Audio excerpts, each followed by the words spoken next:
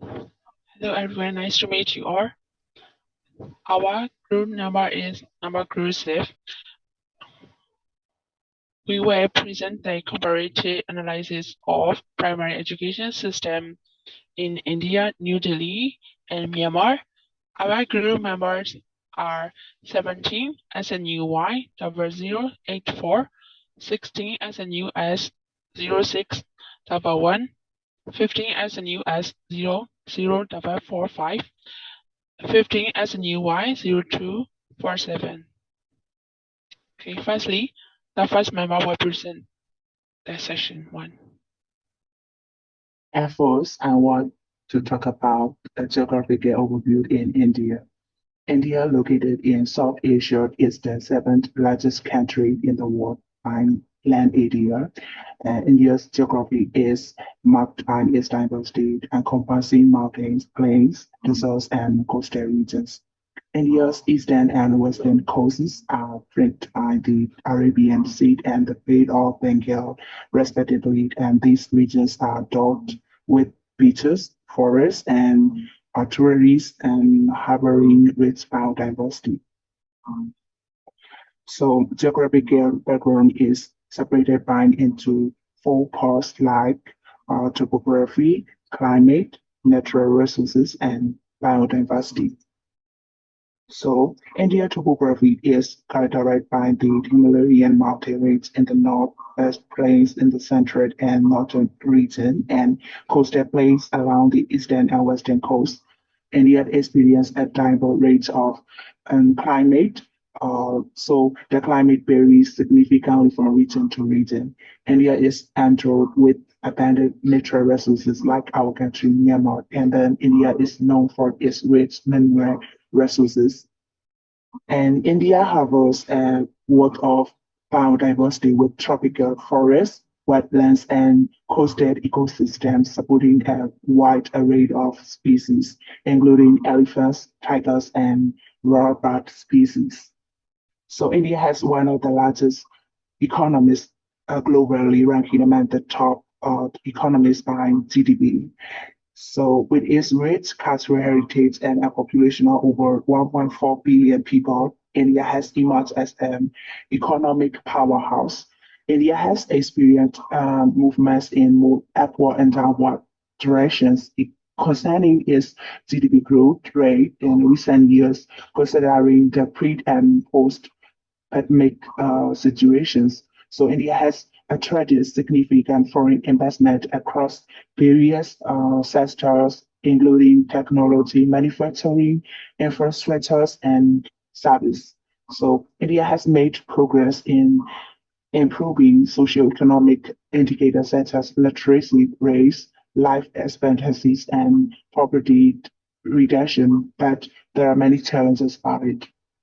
Thank you for your time. In this part, I will discuss about the political background of India. India's complex political evolution spanned thousands of years, shaped by diverse cultural, religion, and historical milestones. India came under British colonial rule starting in the mid-18th century, which led to the struggle for independence from British rule in 1947. Following the independence in 1947, India adopted a parliamentary democracy with a federal structure ensuring a system of check and balance between the central government and the state. India's governance structure operates under a federal system with a power sharing between the central government and the state legislature of the union, which is called parliament, consists of the Council of State and the House of the People. Recent challenges, India has faced challenges such as regional conflict, socio-economic disparity, and governance issue. Recent policies under Prime Minister Modi's leadership have raised concern about regional integration, particularly with exclusionary practice criticized globally. Thank you. As you already know, India has different cultures of diverse heritage. I want to tell like this blend of diverse social norms, and then India's languages, religion, dance, music, architecture, food, and custom.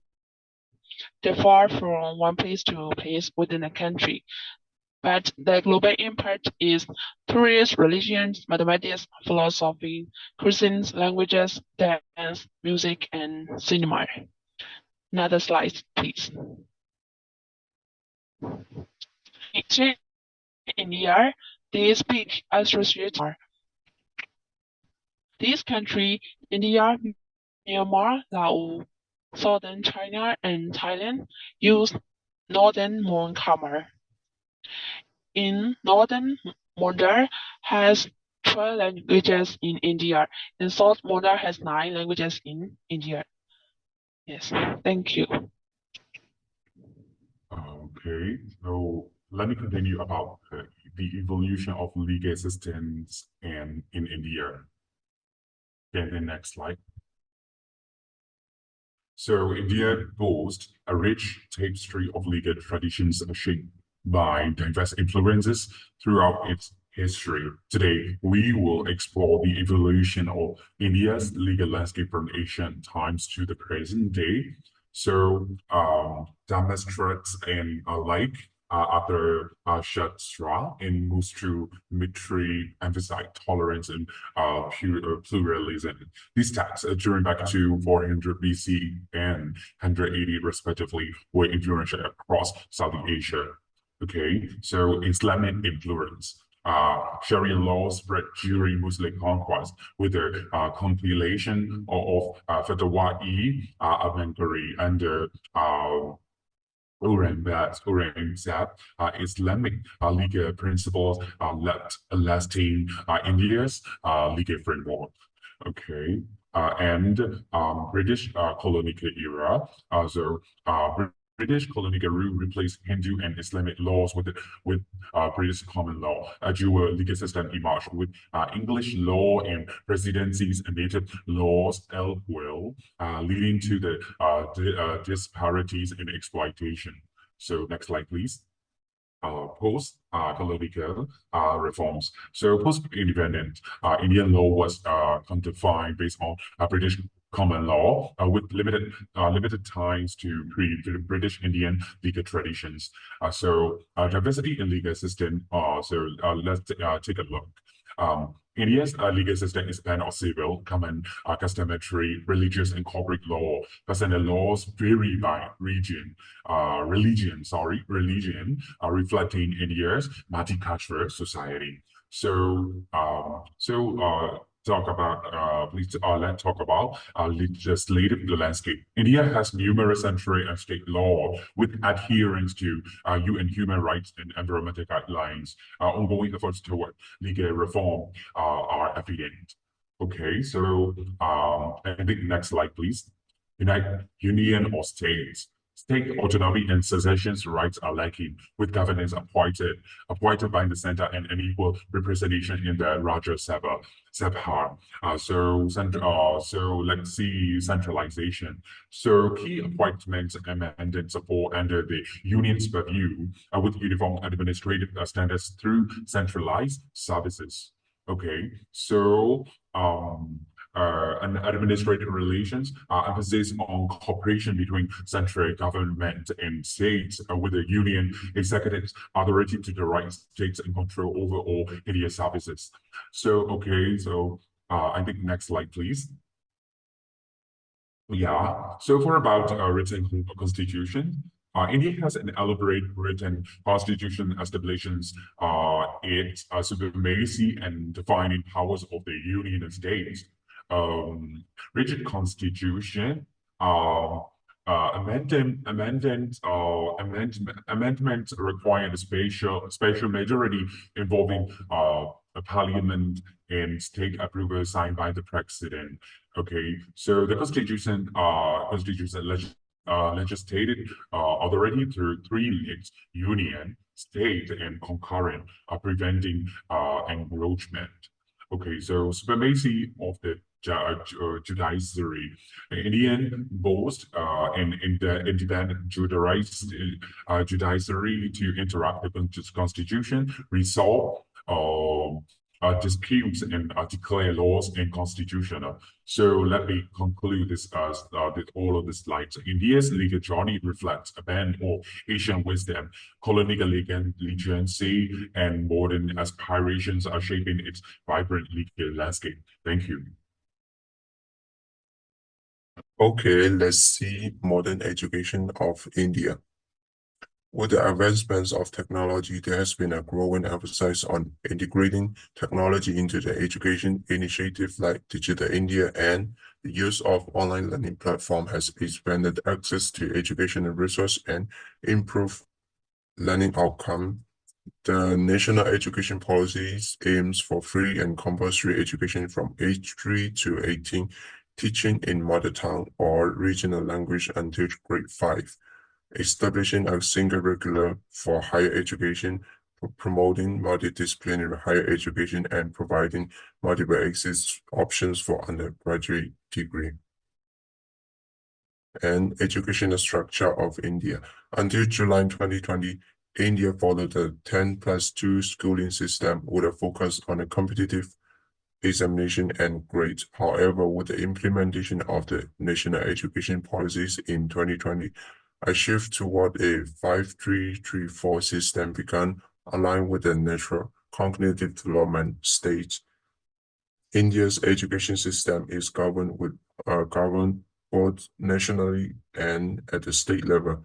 The National Councils for Educational Research and Training set guidelines, while each state has its own Department of Education and state councils for educational research and trainings for implementing policies and curriculum.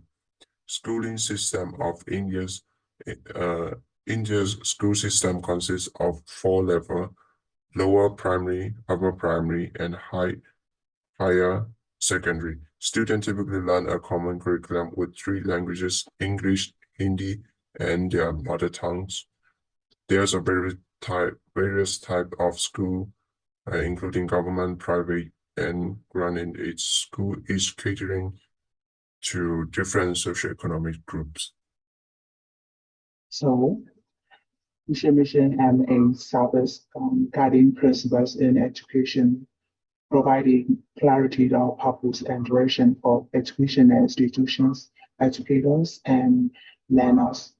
So the vision of Indian education rooted in constitutional ideas of democracy, equality, liberty, secularism, and social justice. It explores the implications of India's evolving democratic and secular polity on its educational system. And so aims include universalization and equality influenced by 4 key thinkers, pedagogic and philosophers.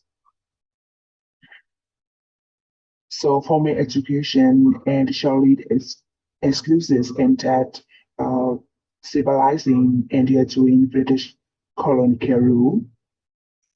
So visionaries and influenced politics yet fit in widespread Christianization and post-independence Christian missions adapted to Indian context and focusing on education and unity. During British rule, education aims shift from spreading Western knowledge to include career development and vocational training. Post-independence, the focus was on reconstructing the education system to meet the needs of a democratic and socialistic nation. The Department of School Education and Literacy emphasized universal education and socio-economic balance through various schemes enhancing human capital. Thank you for your time. Okay. This slide, I want to mention how does NEP aim for education. NEP aims to restructure the regulation and governance of the Indian. And the second aim is to promote the role of teachers in Indian society and culture, and to develop foundational capacities. literacy and numeracy in pupils, as well as social, ethical, emotional, and critical thinking capacities in all learners. Another slide, please. In India, education is connected to the development of foundational skills and competence that allow its citizens to participate in society, reducing social cultural disparities and employment. And then another slide, please. As you can see, NEP has the objectives, firstly, to recognize and grow each child's potential. The second one is to design literacy and numeracy learning among children. And then the last one is to present flexible learning options. Thank you. Okay, so now I want to emphasize the paramount importance of bolstering primary education in New Delhi, India, as a for our city's long-term progress. Yes. Okay. So primary education serves as a bedrock upon which a national future is built. It establishes fundamental skills such as like literacy, numeracy, and critical thinking essential for navigating an increasingly complex world. Furthermore, it aligns with global sustainable development goals SDGs by ensuring education for all, breaking the cycle of poverty, fostering social cohesion, promoting health and hygiene, building human capital, and advancing gender equality. In India, primary education is structured into lower primary. And the next slide. Into lower primary grades 1 to 4 and upper primary grades 6 to 8, with the government prioritizing education for the 6 to 14 age group. However, despite the government support, challenges persist, so including economic and social disparities, child labor, and quality issues such as like absenteeism and inadequate infrastructure. Yeah, next slide. Delhi. Yeah, Delhi, our capital, right? India capital has recognized the urgency of addressing these challenges with, with 50%, just 50% increase in the educational budget. There is a clear commitment to enhancing primary education. However, compared to national standards, Delhi's still lacks inequality evidenced by poor achievement levels in government school. We must take immediate action to bridge this gap. By focusing on primary education, we lay the foundation for a brighter future for our city in action, in India's city in action. I mean, like, it's not just about our numbers on the budget sheet. It is about investing in India's children, empowering them with the tools they need to be succeed, and ensuring that no person is left untaped. In conclusion, let's join hands to prioritize primary education in Delhi. Together, we can build a better, more prosperous future for all. Thank you. So now I want to present about assessment for improving learning in school in India. So assessment in education ensures learning progress, identifies strengths and weakness, and informs teaching strategies and promotes student growth and achievement. So educational initiatives in India aims to improve learning quality through assessment reforms. Tools like detailed assessment offer immediate feedback to teachers, aiding in understanding students' progress. So EIM utilizes a systems approach and collaborate globally, including with leading organizations to enhance education standards. And New Delhi's primary education, the grading systems, and follows CBSE's continuous and comprehensive evaluation (CCE). So emphasizing continuous assessments over final exams, internal assessments, and holistic development. So primary educational school outcomes in India, New Delhi. and so aligned with CBSE standards, emphasizing holistic development. Students are expected to excel in language, numeracy, environmental studies, science, social, emotional skills, physical education, art, critical thinking, and problem solving, fostering well-rounded individuals prepared for personal and social success. Thank you for your time. Okay, so for my part, I'm ready to introduce you finally our way of support services available to all students in New Delhi at AES. So diversity isn't just celebrated; it is embraced. So our commitment to fostering a culture of belonging extends to every student, regardless of their needs or background.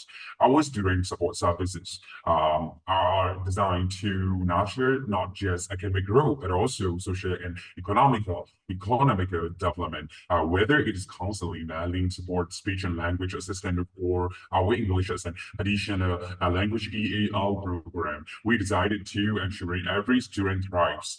So now I'm used with pronouncing like as an India people, like 90%. So okay, and our counseling support provided by divisions, specific counselor offers everything from individuals consultation to help with class scheduling, our learning support targets various needs from academic to social, emotional, and it's delivered right in the classroom through invention and collaboration. Yeah, so I think that's like for those requiring speech and language support, we have two dedicated pathologists are providing the right assistant assessment and consultation. And our EA program supports language learner in every aspect, so preparing them to confidently applying their English skill with academic, emotional, and social support, all while working closely with teachers to enhance their academic language development. So at EAES, our mission is clear: to support each and every student on their journey to success. Thank you. Okay, now this slide shows which methods used in usually public school. The first one is to focus on learner. I think this is the same method in Myanmar, and then another method is to use the activity based or task-based, and then they use cross-group cooperation and also multi-intelligence approach. It can be holistic development and the teacher in the classroom use smartboard. Another slide, please. Okay, this slide is to show the education system in New Delhi and Myanmar. In New Delhi, they use 10 plus 2 plus 3 structure. 10 is 10 years old schooling, primary and secondary. 2 is for 3 years old senior secondary. 3 is for 3 years old undergraduate studies. And then in New Delhi, they can use primarily English language as the median of instruction. In Myanmar, 5 plus 4 plus 3 structured. 5 is for 5 years of primary education, 4 is for 4 years of lower secondary, and 3 is for 3 years of upper secondary. In Myanmar, as you already know, we can use Burmese language as the median of instruction. Yes, thank you. So now I want to talk about similarity between India and Myanmar education system. So India and Myanmar share similarities in primary education, emphasizing basic education up to grade 5 or 6, with focus on core subjects. Challenges include access, quality, and teacher storage. Both nations strive for improvement through increased spending, teacher training, and curriculum reforms, though socio-economics and cultural differences impact their systems. And admission requirements in India for classes 1 to 5 involve obtaining and filling out application forms, providing necessary documents, and possibly attending interview or tests. But in Myanmar, primary education and school admission typically requires eight uh, eligibility and documentation and sometimes entrance assessments to assess readiness for school. Thank you for your time. So let's find out primary education system in New Delhi. The primary education system in New Delhi, the capital city of India, is governed by the national education policies and frameworks set by the government of India, as well as by the local administration of the national capital territory of Delhi. Primary school in New Delhi typically have better infrastructure and facility compared to many other regions in India. These include well-equipped classroom, a library, computer lab, playground, and sanitation facility. The primary education system in New Delhi strives to provide quality education that is inclusive, learner-centered, and responsive to the needs of a diverse student population, while also preparing students for the challenges and opportunity of the 21st century. Thank you for your time.